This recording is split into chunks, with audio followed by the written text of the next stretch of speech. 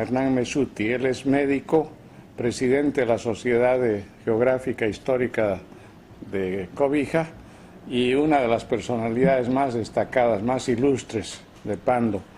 Tiene varias obras históricas y yo intervine casualmente como mediador ante una imprenta en La Paz para que publicara este libro que es apasionante, Memorias de un médico forense. ¿Cuántas historias son, Hernán? Alrededor de unas 24. 24 de tu experiencia como... experiencia, seleccionando lo que más podría ser llamativo y que pudiera ser entendible por el público lector, sí. ¿No? Hay algún... Bueno, en total yo atendí alrededor de 3.000 casos. 3.000 casos. Sí. Pero de ahí seleccionó lo que no fuera tan impactante para la sensibilidad del público, ¿no? Yeah. Y estas siempre con la idea de presentarles una especie de enigma en la solución del problema, ¿no? Yeah. Porque yo recuerdo que uno de los casos, tú visitabas la cárcel como médico forense y había un hombre que te insistía, como hacen todos los presos, en su inocencia. Y ¿verdad? Tú, quizá por instinto profesional, creíste en él. La verdad, al principio no creí, porque todo preso que está en la cárcel es un angelito. Claro. Pero el hombre, cada vez que yo asistía a hacer su examen a los internos de la cárcel, venía siempre a importunar.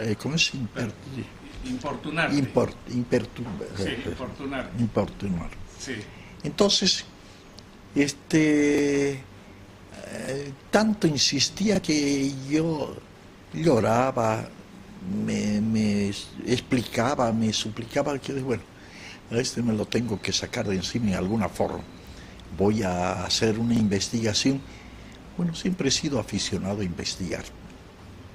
Y entonces pedí todos los antecedentes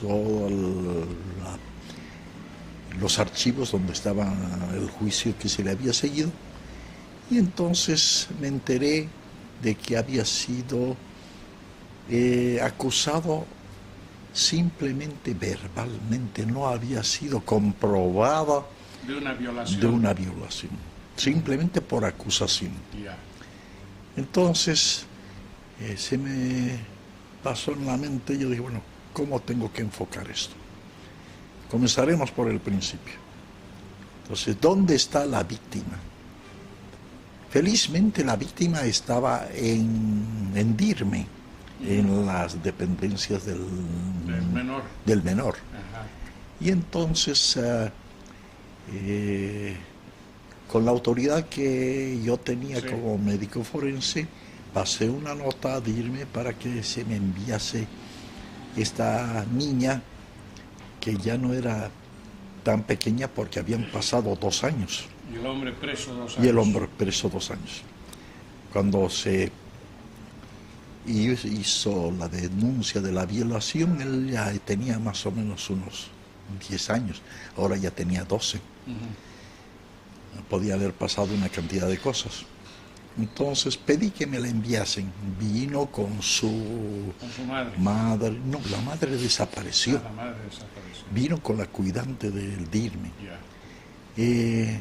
Entonces vino allí, yo la vi a la niña y entonces hice una política de acercamiento que no la intimidase. Uh-huh. Comencé hablándole de diversas cosas y poniéndolo al tanto de lo que pasaba cuando uno mentía y en fin.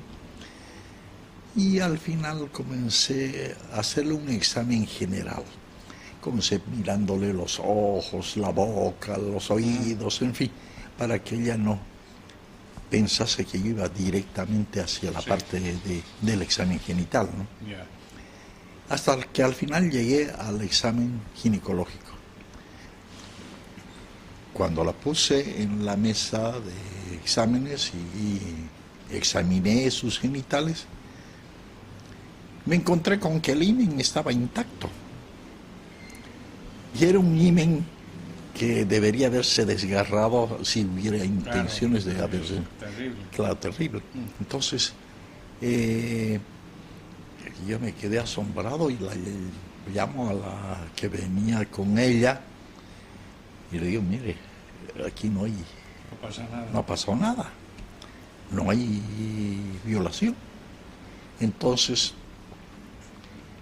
la despaché a la niña, en fin, la calmé, se fueron. Y entonces ya yo pasé un oficio, claro, pasé una nota al juez que la había sentenciado a este señor por violación de la niña y se tuvo que reabrir el caso. Se reabre el caso y lo interesante, la madre y todos los parientes habían desaparecido. La dejaron a la niña en Dirne y se fueron. Y se fueron, ¿por qué? Porque la intención de ellos eran quitarle los bienes a él. Él era un campesino muy trabajador, tenía una propiedad no muy grande, pero tenía sus 20 o 25 cabezas de ganado, tenía plantaciones de maíz, de yuca, plátanos. Era un hombre muy trabajador y tenía sus buenos ingresos. Y entre la mujer y sus hermanos lo querían desvalijar. Lo querían desvalijar y lo lograron, porque una vez que él estuvo en la cárcel, vendieron la propiedad, se llevaron todo lo que pudieron y lo más grave, desaparecieron. La dejaron abandonada a la chica. ¿Qué cosa? Sí, entonces yo a la chica le pregunté por qué había ella denunciado que la habían violado. Y entonces ella me confesó de que había sido su madre que la había amenazado de que la pegaría mucho si es que desmentía. ¿No? Bueno, tú tienes otro caso, no sé si está en este libro, de una niña también que recibió un balazo en la frente, ¿no? Y que sobrevivió. Sí, sí. ¿Eso fue en La Paz o fue aquí? No, fue en La Paz. ¿Fue en La Paz? Sí, sí, fue en La Paz. Fue precisamente en la Revolución de 1950. ¿Ese caso lo tienes aquí o no? No forma parte, porque son crímenes no, está ahí también. Ah, sí. ya. Sí, fue precisamente en la Revolución de 1952. Ah, ya, la del 9 de abril. La del 9 de abril. Un balazo casual. Un balazo casual, como ahí regaban balas por todas partes. Claro. La madre de este niño, de esta niña, estaba en su casa. Ella era esposa de un sastre. Ajá. Este sastre había alquilado un garaje y tenía sus puertas de garaje también, pero cuando hubo la baleadura ella cerró las puertas. Y una bala de esas perdidas atraviesa la puerta y ella estaba tratando de calmar a su niño o su niña pequeño, entonces, de brazos. No tenía más de unos 6 meses, 8 meses. Caramba. Trataba de calmarlo porque el ruido, la balacera era tremendo. Y estaba ella aquí besándola y de repente pasa la bala. Le arranca la punta de la nariz a ella y la atraviesa a la niña de 100 a 100. Ah, caramba. Yo ya estaba graduado. Había terminado mis estudios y estaba por dar mi examen de grado. Y vivía a los 50 metros donde yo vivía, ahí apoyado en el cerro de la Icacota, en el lado de Miraflores. ¿Y te llamaron para Ella vino a buscarme. Habíamos estado durante 3 días en el hospital como locos, atendiendo a los heridos y en fin, operando y en fin, curando. Y cuando hubo algo de calma, yo me vine del hospital de Miraflores a cambiarme ropa y bañarme en mi departamentito. Cuando yo estaba allí, comenzó otra vez la balacera y de repente me tocan, yo tenía las ventanas hacia la calle, me tocan la puerta y la ventana. Yo asustado, recorro un visillo y miro y veo a esta mujer que estaba con su guagua, que desesperada me pedí abrir la puerta y vi al niño, me lo entrega. El niño no parecía haber recibido ninguna lesión. Sin embargo, había un orificio de entrada aquí y otro orificio de salida acá. Caray. Lo puso sobre mi cama allí y el chico movía los brazos y sus piernitas como si nada le hubiera pasado. La que sí sangraba copiosamente era la madre. Ella por la nariz. Por la nariz. Le había arrancado toda la punta de la nariz. Entonces yo la miré al chiquito, le examiné sus ojitos para ver si había signos de compresión cerebral por hemorragia, edema, lo que sea. No había nada. Entonces lo vi tranquilo y dije, bueno, te atenderé a ti que precisas más urgente.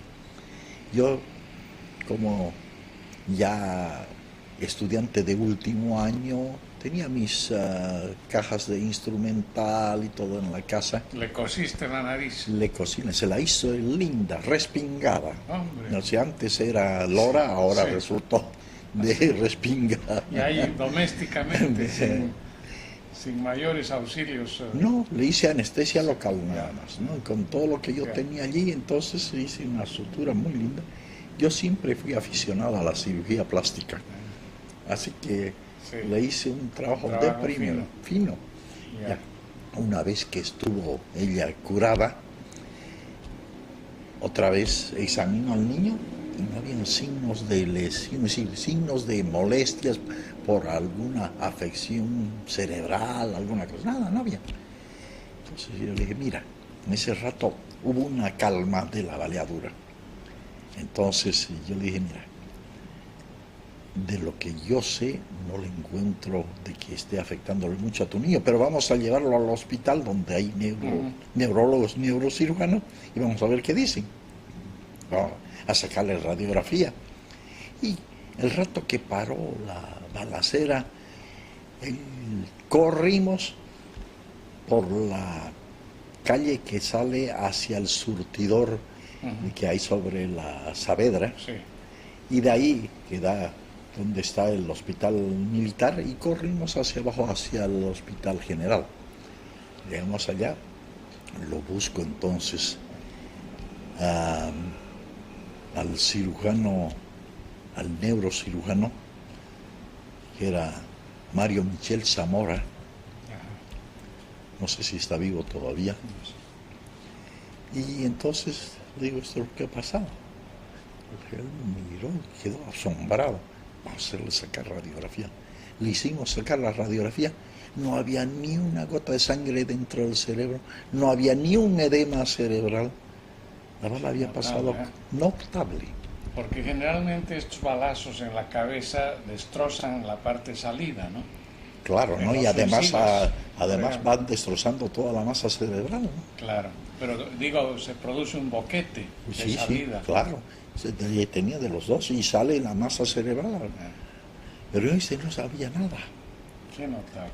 Se le hizo la radiografía, no había signos de compresión cerebral, no había ni edema ni sangre. ¿Y después te enteraste que ha hecho una vida normal? 18 años después me vinieron a buscar. Me vino a buscar la madre con ya un mocetón grande, ya con novia, todo. Fantástico, no tenía nada. Bueno, el doctor Hernán Messuti ha intervenido en 3 casos, 2 de ellos muy famosos, la autopsia de la primera esposa del doctor Víctor Paz Estenssoro y la autopsia de Óscar Únzaga de la Vega, ¿no? Sí. Y una tercera autopsia que es muy famosa aquí en Cobija, porque la policía, en forma accidental, pero mató a un muchacho que es una celebridad local hoy día. Sí. Y su nombre va a estar en un parque Se lo conoce por su apodo, Piñata, ¿no? Piñata. Piñata, sí, ese fue el tercer caso. Sí. Pero, en fin, para fines históricos nacionales, Sí. al público le interesa que nos digas por lo menos unas palabras de esas dos autopsias tan célebres. La de la primera esposa del doctor Paz Estenssoro. Tú que eras muy joven todavía. Bueno, yo hacía pocos años que había egresado. Sí, y fue un grupo de médicos para hacer la autopsia. Sí, no, pero la de la doña Carmela Cerruto. Doña Carmela Cerruto, sí. Cuando me la trajeron, ella estaba agonizante. Había estado en una clínica, otra clínica, y además decidieron venir aquí a la clínica, al Sanatorio La Paz, que pertenecía al Banco Central. Al Banco Central. Yo era subdirector en esa, el doctor Ariñez Zapata, Edmundo Ariñez Zapata, era el director. Y yo era el subdirector. En realidad yo tenía que hacer casi todo el trabajo porque el doctor Ariñez solamente venía cuando se lo precisaba. Me llegaron, el doctor Guillermo Jauregui Guachaya estaba de ministro de Salud. De Salud, sí. Y él vino, desesperado a buscarme, que quería que hagamos atención. Bueno, la recibimos y desde el momento que la recibimos ya vimos que no había ninguna esperanza porque era una intoxicación bárbara que había producido hematomas en toda la superficie de la piel, había cianosis, es decir, oscurecimiento de los labios, había fijeza de la pupila. Entonces tratamos de ver, sacamos sangre para analizar, tratando de correr contra el tiempo porque la mujer se nos moría. Nos trajeron ya en las últimas. Vimos de que había una sustancia que había producido una gran coagulación de la sangre. La sangre prácticamente estaba como jalea. Gruesa. Y apenas se la sacaba, se coagulaba.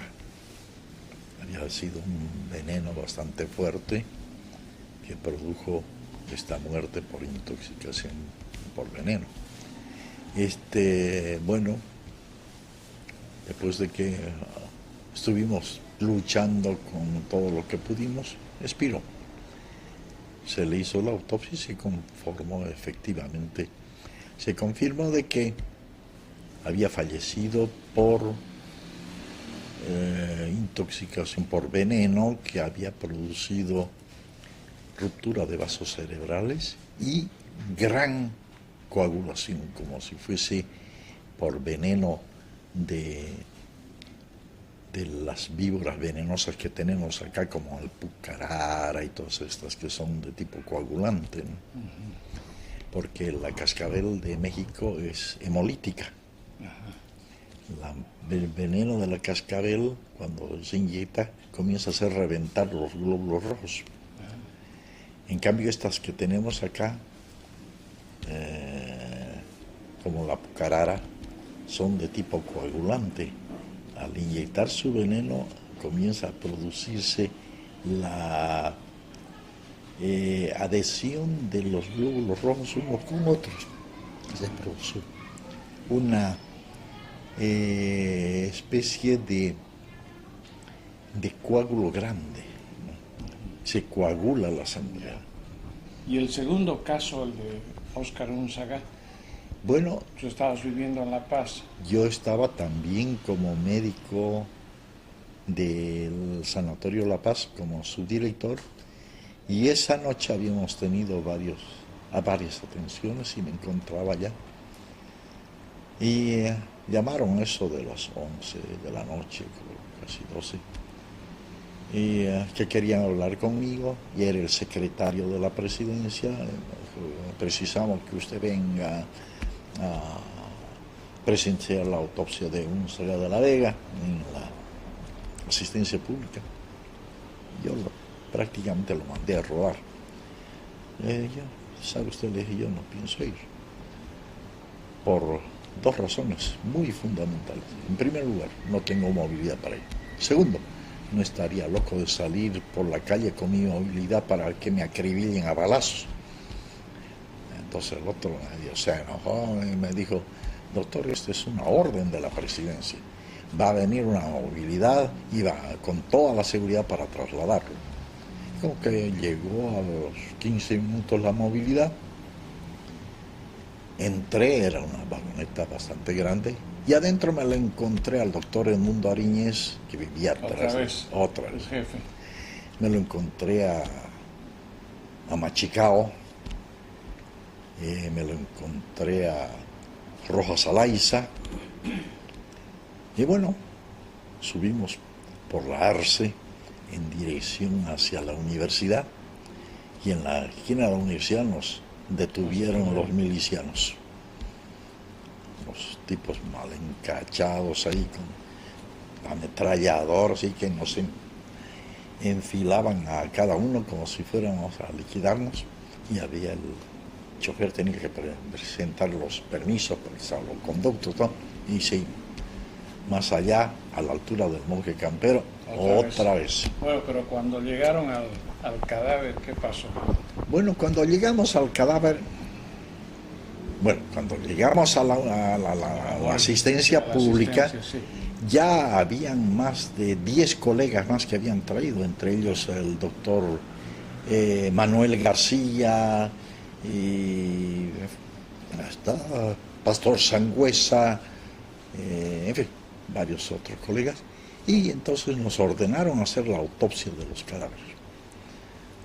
Éramos cerca de 20 médicos. O sea, el cadáver de Unzaga y de su ayudante Gallardo. Exactamente. El gobierno el primer gobierno de don Hernán Siles Suazo. Sí, que los que nos ordenaron ahí eran sus dos grandes sicarios, ¿no? San Román. Todavía estaba. Sí, estaba San Román y estaba Gallán. Gallán, el chileno. El chileno. Entonces, ¿no? Nos ordenaron que hagamos. No íbamos a hacer la autopsia 20, entonces teníamos que ver quiénes iban. Entonces, charlando, entonces decidimos que fueran los que sabían más sobre autopsia, que era el doctor Machicao y Pastor Sangüesa. Entonces estos dos se pusieron a hacer la autopsia. Yo, como soy alto, quedé un poco atrás. Veía desde arriba, de atrás, porque los más bajitos se pusieron junto a la mesa de autopsia. Bueno, se le destapa el cráneo y se encuentra en el cerebro que había un túnel que entraba desde la sien derecha e iba hasta la sien izquierda. Y luego de la sien izquierda había un surco que partía y salía hacia la región occipital. Hacía un ángulo. Bueno, se buscó otras cosas de que hubiera sido la causa, y al final se decidió de que era esa bala que había hecho ese trayecto en ángulo. Pero a mí, que siempre me gustó buscar la lógica, yo dije, esto no es lógico. La bala entra con fuerza por una parte donde el cráneo es delgado, las sienes. Choca contra la otra sien, la izquierda, hueso delgado, viene con gran fuerza y sin embargo rebota y toma una dirección casi opuesta para salir en el occipital, en el lado derecho. El occipital es un hueso que tiene 3 veces más espesor que la sien. ¿Cómo podía ser que la bala, que había perdido fuerza con tanta trayectoria, iba a atravesar este hueso occipital que es tan grueso? ¿Y por qué no atravesó? ¿Cuál fue la explicación que tenías? Cuando se acabó la autopsia y cuando se comenzó a hacer lo que se llama el protocolo de autopsia, el doctor Machicao comienza a dictar. Yo seguía con la duda. Me acerqué al cadáver, ya nadie estaba tan cerca. El sirviente de la asistencia pública estaba lavando el cadáver. Entonces yo me acerqué, le dije, con la esponja bien humedecida me vas a lavar bien la sien izquierda, que había un gran coágulo acá. comenzó a lavar y al final desprendió el coágulo. Y allí aparecieron 2 orificios. Entonces, uno de los orificios no tenía, era como si fuese una sopapa, la piel se había levantado, pero el otro tenía un fogonazo, es decir, un tatuaje de pólvora. O sea que ahí le habían disparado otro balazo. Entonces, no era que rebotó. La bala que entró por la sien derecha salió por la sien izquierda, y esta era una segunda que entró justo al lado de la salida de la otra y se salió por la región occipital. Entonces quedaba descartado el suicidio, porque nadie se suicidió pegándose primero un tiro y después el otro. Bueno, pero la tesis de la OEA, sí, que vino un coronel de carabineros presidiendo una comisión, sí, sostenía que Gallardo le había pegado los 2 balazos y después se mató Gallardo, el ayudante. Sí, sí. Pero, esa fue yo he leído ese informe oficial. Pero ¿por qué si uno pega 2 balazos lo pega desde un solo lado? ¿Por qué le va a pegar primero de un lado así, después como si fuera una fotografía, le tuerce la cabeza para pegarle del otro? Sí, ya no lo sé. Pero, porque eso es ilógico. Sí. Si yo lo voy a matar a alguien, pues le pegaré pam, pam, 2 tiros ahí. No, pero yo no le voy a pegar primero, a ver, ponte de este lado, paz, después del otro lado, paz, del otro lado. Eso es absurdo. Porque Gallardo sí se suicida, ¿verdad? Sí, sí. Eso. Se suicida, sí. Y los 2 estuvieron solos en esa habitación. Estuvieron solos. Dicen. Porque la ventana estaba muy alta. Porque también se decía que le habían disparado desde arriba. Sí. Pero también dice que también pasaron varios milicianos. Que va a ser reeditada ahora, que es La desmembración del Acre. Sí. El título completo es La dramática desmembración del Acre. Tú has dado conferencias en el Brasil y no te han refutado tus tesis. Absolutamente. Absolutamente, en las universidades brasileñas. He estado en la Universidad de Basilea, que está al frente de Cobija, y en la Universidad de Río Branco, que es la capital del estado del Acre, en la UFAC. En la UFAC es Universidad Federal del Acre. Me invitaron, ellos tienen cátedra de historia. Y salen historiadores. Entonces, alguno de ellos había leído mi libro. Y entonces vino el profesor, el catedrático, a invitarme a que yo fuera a dar una conferencia, porque lo que yo declaro, lo que yo pongo en mi libro, está en contradicción de todo lo que les enseña a ellos como historia. Exacto, claro. Entonces, lógico, el oficialismo siempre va a tratar de aparecer como inocente y culpa a los demás, ¿no? Entonces, me llevaron para hacer la conferencia allí en la Universidad Federal del Acre, en Río Branco, y lo interesante era de que yo pensé que era una cosa sencilla, pero el Paraninfo de la Universidad de Río Branco tiene capacidad para 1000 estudiantes. Entonces, esto sobrepasó, casi eran 2000 estudiantes que habían ahí. Tanto les interesó el asunto de la guerra de la Acre. Entonces, yo di mi exposición, que no duraría más de 1 hora y media, pero luego vinieron las preguntas. Me preguntaron, yo con mi portugués, que es más o menos pasable, es un portuñol que yo lo he adquirido desde que tenía 5 años, entonces me entendieron bien. Entonces me preguntaron si quería que las preguntas sean verbales o que sean escritas. Yo preferí que sean escritas. Entonces me sacaron una cosa de 100 y tantas preguntas. Caray. Entonces comenzamos. La primera pregunta dice esto: ¿quién la hizo? Entonces, pregunta: usted se refiere a la revolución del Acre como a la guerra del Acre. Y esto no nos parece correcto. Bueno, le dije, yo quiero que usted busque su diccionario y vea lo que significa revolución. Usted verá que dice que revolución es el levantamiento de un pueblo contra su propio gobernante porque no está de acuerdo con lo que él está haciendo. Y guerra, le dije, es la invasión de un pueblo sobre territorio de otro con destitución de las autoridades. Ustedes hicieron eso, invadieron nuestro territorio y nos destituyeron, nos apresaron a todas nuestras autoridades. Entonces eso es guerra. Dice, usted,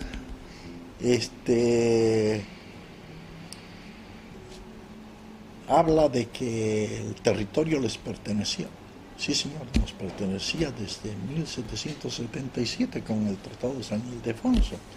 Es cierto que un presidente medio retardado, que se llamó Mariano Melgarejo, se les regaló a ustedes 500.000 kilómetros cuadrados de un caballo blanco y 2 medallas de latón dorado, pero eso no significa que sea así. Cuando los límites se delimitaron bien, los límites que estaban dados desde el paralelo 7 hasta el paralelo 10-20, la línea geodésica que venía desde el nacimiento del Madera hasta el río Yavarí, como ustedes lo pusieron en su tratado, el Yavarí no estaba abajo en el paralelo 10-20, el Yavarí estaba en el paralelo 7. Entonces, la geodésica desde el nacimiento del Madera hasta el Yavarí dividía el regalo de Melgarejo en 2 triángulos. El triángulo de abajo volvía a ser boliviano. Y lamentablemente para el Brasil, el lado boliviano era el que tenía más goma. Y el Brasil tenía el 60% de su ingreso de presupuesto nacional en la goma, 60%. Ni el café tenía tanto ingreso. Cuando nosotros nos devolvían esta parte, el Brasil dejaba de recibir un 40%, porque era la parte más productiva. Entonces se quedaba con solamente... Todas eran sorpresas para ellos. Sorpresas para ellos. Y hay un museo, ¿no?, que sostiene sí, ahí en un museo, me llevaron al museo. Y me dicen, nosotros compramos el... 300.000 libras. No, 2 millones. 2 millones. Sí. Claro. Nosotros no, compramos el territorio. No, le dije. El barón de Río Franco ofreció pagar, le dije, pero no pagó. Empleó 1 millón de libras, dice que empleó 1 millón de libras en concluir el ferrocarril Madera-Mamoré. Hasta la frontera brasileña. Ajá, hasta la frontera brasileña. Y entonces indicó que había empleado 1 millón de libras esterlinas en ese cometido. Yo le dije, pero es un pago medio raro, le dije. Yo le debo a usted 1.000 reales y entonces, en vez de pagarle, voy y me compro un hermoso aparato de sonido, me lo llevo a mi casa. Y le digo, amigo, te debo estos 1.000 reales, pero no te voy a pagar porque he comprado este aparato de sonido donde tú puedes venir a escuchar cuantas veces quieras. El caso de ustedes es igual.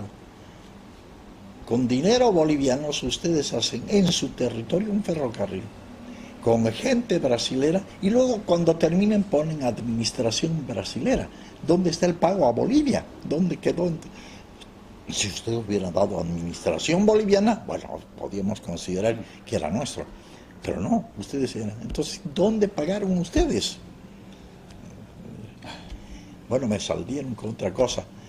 Y una cosa que no muchos en Bolivia saben de la famosa Bolivian Syndicate. Claro.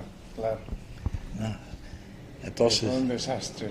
Fue un desastre, pero bueno. Y que le dio el gran pretexto a Río Branco.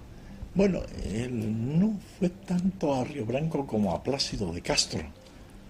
Bueno, ambos, ¿no? Porque Río Branco hizo una circular a las cancillerías americanas diciendo que esto no era el África, que Sí, no sí. se podía Sí. hablar de colonias en alquiler. Pero es que él ya lo había comprado la compañía. Exacto.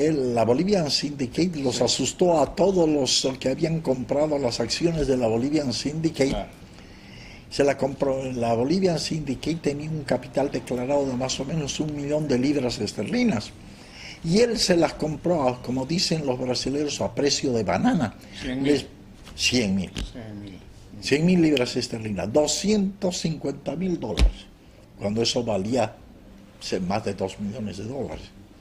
Entonces, cuando Plácido de Castro hace la agresión diciendo que querían reivindicar de los territorios, ya era falso, porque el Brasil ya era propietario de la Bolivian Syndicate, pero al Brasil no le convenía ser el propietario de la Bolivian Syndicate, porque entonces tenía que pagarle el 60% a Bolivia de sus utilidades. Él quería la propiedad. Entonces yo les expliqué a ellos, se mandaron telegramas y cartas hasta Itamaraty, en el Río de Janeiro, a la Cancillería, todo preguntando si era cierto. Dijeron, sí, es cierto. Entonces, bueno, ese libro está totalmente agotado. está agotado. Y ahora se haría una edición para jóvenes. Bueno, yo tanto me han pedido que he hecho una revisión del libro, lo he corregido, le he aumentado algunos datos más.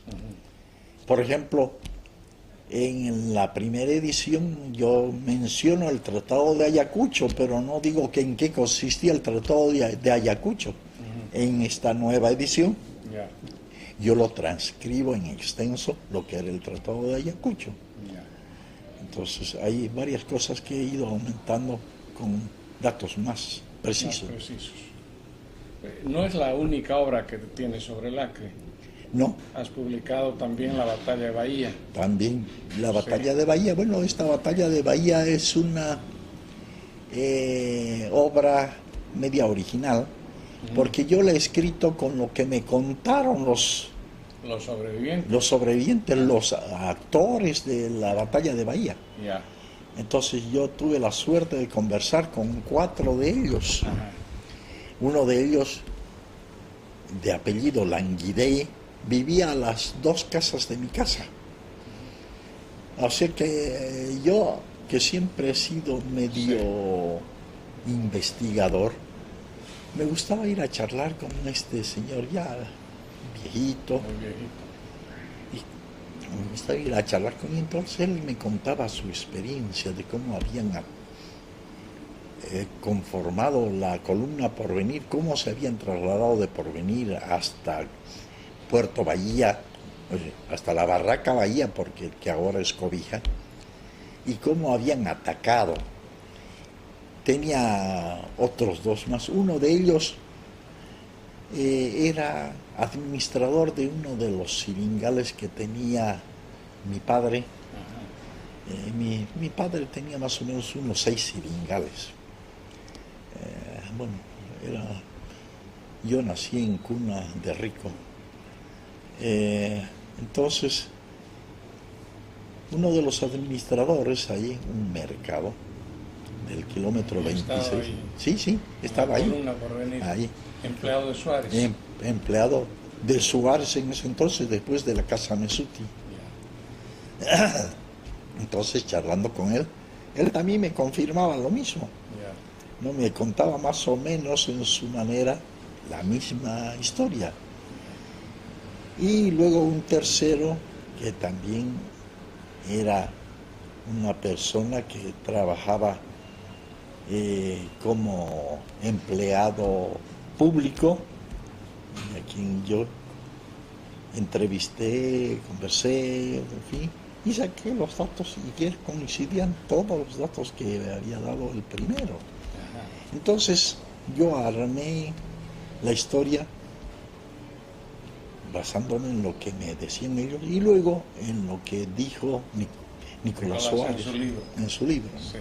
Entonces armé la historia porque yo la presento primero como de los siringueros bolivianos, porque hay que ver de que Bolivia, a pesar de que llegó tarde a este lugar, ya se encontraba con varias barracas hacia el lado de Chapurí. Claro. Tenían más o menos unos 20 o 25 industriales gomeros bolivianos y tenían sus barracas allí, y estas fueron arrolladas por Plácido de Castro, y por eso es que tuvieron que retroceder y por instinto se fueron a concentrar en Porvenir. Y allí en Porvenir el administrador era un italiano apellidado Trucco. Trató de recuperar la barraca Santa Cruz, que se encuentra aquí sobre el Acre a unos 50 kilómetros de Cobija. Y estaba ocupada por 150 milicianos brasileños. Y allí no tuvieron suerte, se les acabó la munición y tuvieron que retirarse. Todavía perdieron 2 vidas. Entonces, cuando llega Nicolás Suárez, Plácido de Castro en su proclama dice que el único que considera enemigo es Suárez. Pero no era por antipatía, sino porque sabía que era el único que podía hacerle frente, ¿no? Claro. Y realmente, ¿quién iba a hacerle frente cuando los brasileños tenían fusiles del ejército brasileño? Aquí apenas tendrían una escopetita, un rifle de salón contra un rifle de tipo Mauser. Era pues absurdo. Y además, no todos tenían armas. El único que tenía arma y munición era Nicolás Suárez. El único que tenía alimentos para dar era Suárez. Que tenía transporte, el que tenía, en fin, todo, era Suárez. Y además, el único que tenía una inteligencia superior era Nicolás Suárez, porque no fue solamente el darle las cosas, sino el pergeñar, el hacer el plan de ataque, porque el plan de ataque no se lo hizo así al tontos y locas de ir a tirar, él sí lo hizo con toda inteligencia científicamente. Sabían que no podían contar con mucha munición, apenas tenían 5.000 tiros. Sabían que solamente contaban con 80 fusiles, bueno, eran fusiles de gran poder, eran fusiles Winchester 45 duplo, como para matar elefante. Eso los había traído Nicolás Suárez para diezmar a las tribus indígenas. Entonces, bueno, repartido entre los 80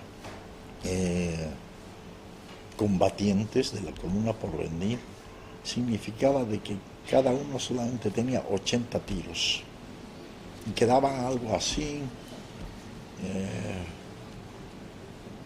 50 tiros, y quedaban todavía 1.000 tiros, porque eran 4.000 tiros que se repartieron, pero tenían que ser bien cuidadosos, precisos. No era cuestión de disparar, sino cuando tuviesen certeza de acertar. Y de esa manera entonces se hicieron el plan. Dijeron, bueno, y si se nos acaba la munición, ¿qué hacemos? Retrocedemos. Entonces era un absurdo. Entonces se les ocurrió idear el plan de incendiar la barraca. ¿Cómo la incendiamos? Por medio de flechas incendiarias. Ellos tenían entre sus trabajadores muchos flecheros. Y entre ellos el mejor era Bruno Racua, de gran estatura, de gran musculatura y de mucha puntería. Uno de los que estaban en Porvenir, que era como el segundo de Nicolás Suárez, un señor Aponte, los hizo hacer un examen, práctica, para ver hasta dónde llegaban con sus flechas y cómo era la puntería en que tenían. Y el que mejor lo hizo fue Bruno Racua, que pudo disparar hasta 150 metros de distancia. Entonces, cuando vinieron acá, después de un día y medio de disparar y que no consiguieron, ya habían logrado quitarles 4 batelones llenos de mercadería y de munición que estaban en el río. Pero no podían vencer el fuerte. Los brasileños se habían fortificado, habían hecho una valla alrededor de la barraca. La barraca no es, generalmente dicen barraca y creen que es una choza, un pauichi, no. Esta barraca tenía más o menos entre 6 a 8 casas hechas con calamina y algunas con jatata. Entonces los disparos fueron hechos a los que tenían jatata. Y uno de los que tenía jatata era precisamente el polvorín de ellos. O sea que cuando Bruno Racua disparó a estas casas con jatata, se produjo un incendio tremendo y trataron de la huida, trataron de apagar, pero no se pudo. Entonces trataron de escapar, pero ellos, para proteger su defensa, habían dejado solamente un portón de salida y entrada. Y frente a ese portón de entrada y salida estaba la primera y segunda compañía de la columna Porvenir, que los cocinó, de los 300 y tantos que habían allí, solamente pudieron escapar 60. Fue una masacre que se hizo. Y aparte, bueno, no tanto por los disparos, sino por la explosión del polvorín. Entonces, fue una victoria contundente. Y fue tan contundente que desmoralizó a los brasileños. Y descalificó a De Castro también. Antes del gobierno. Sí, bueno, brasilero. Sí.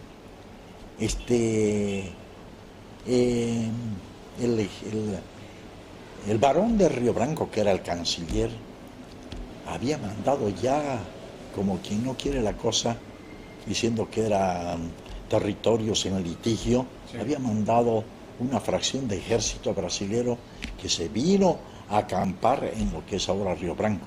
Y entonces se llamaba Empresa, porque las dos orillas, la una era Volta de Empresa, la otra era Empresa, y ahí es donde está Río Branco.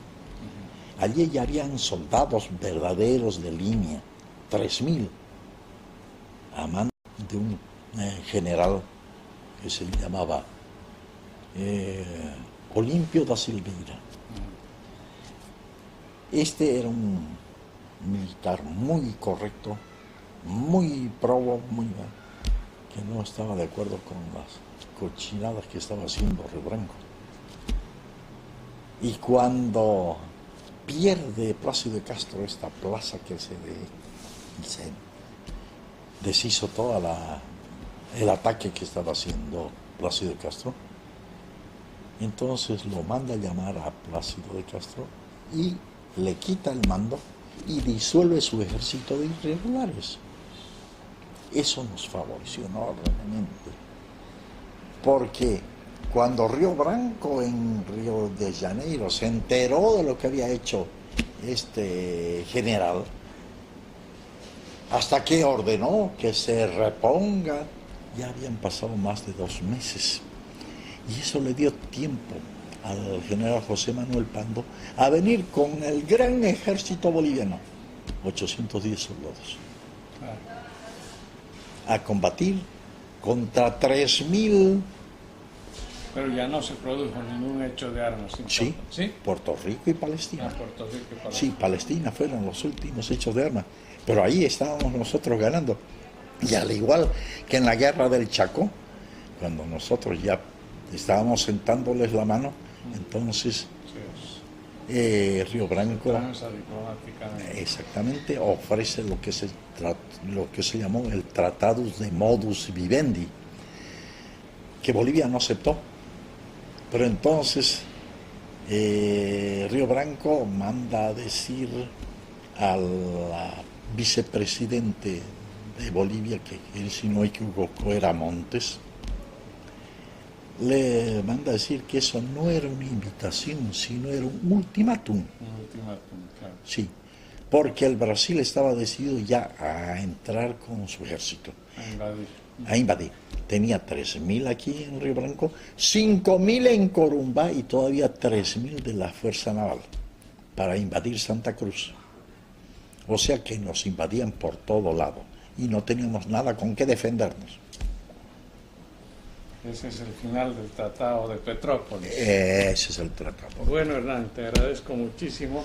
Han escuchado ustedes a don Hernán Mesuti Rivera, que es miembro además de la Academia Boliviana de la Historia desde hace varios años y un intelectual de primer nivel y un hombre muy querido en su tierra, en Cobija. Hemos estado en su hogar entrevistándolo a raíz de este libro, Memorias de un médico forense, y de sus libros de historia regional y del Acre. Hernán, en estas conferencias que diste en el Brasil, alguno de los estudiantes afirmó que Taumaturgo de Acevedo, historiador y explorador brasileño, había sostenido que los bolivianos esclavizaban a peones brasileños. ¿Qué hay de verdad en eso? Bueno, como dicen los brasileños, esa historia está mal contada. Ajá. Hay un error de información tergiversado simplemente por deseos de aparecer como víctimas y que nosotros seamos los criminales. En la realidad, Taumaturgo de Acevedo fue un encargado de buscar los orígenes del río Yavarí y lo encontró en 1879. Y en esa zona donde está el Yavarí, que es sobre el río Yaco y el río Purús, no existían bolivianos. O sea que mal podían ellos esclavizar a los brasileños. Esa es una fantasía que se inventaron para justificar la toma de ese territorio. Ajá. Otra de las afirmaciones que sorprendió muchísimo a tu auditorio brasileño es la que hiciste sobre Plácido de Castro. Allá lo consideran, como tú lo sabes bien, un héroe nacional. ¿Cómo era Plácido de Castro? ¿Por qué vino al noroeste? Bueno, ellos me preguntaron, para nosotros Plácido de Castro es un héroe. Para los bolivianos, ¿qué significa Plácido de Castro? Y yo les contesté en forma cortante, para nosotros Plácido de Castro es un mercenario. Porque le expliqué, el héroe que ustedes consideran da su vida, su trabajo, toda su acción en beneficio de sus semejantes sin esperar recompensa, simplemente por el bienestar de sus semejantes, de sus compatriotas.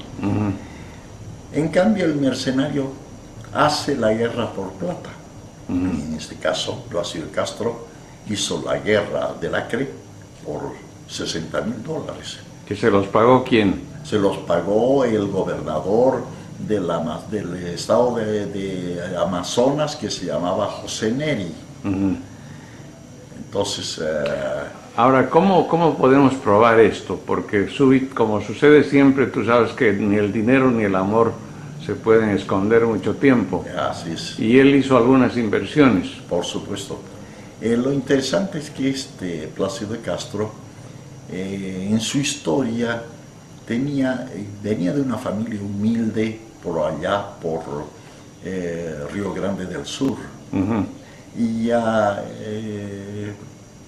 huérfano de padre, él tuvo que ponerse a trabajar primero como lustrabotas y después entró a una academia militar y siguió la carrera militar e intervino en una revolución que hubo en el Brasil y en fin.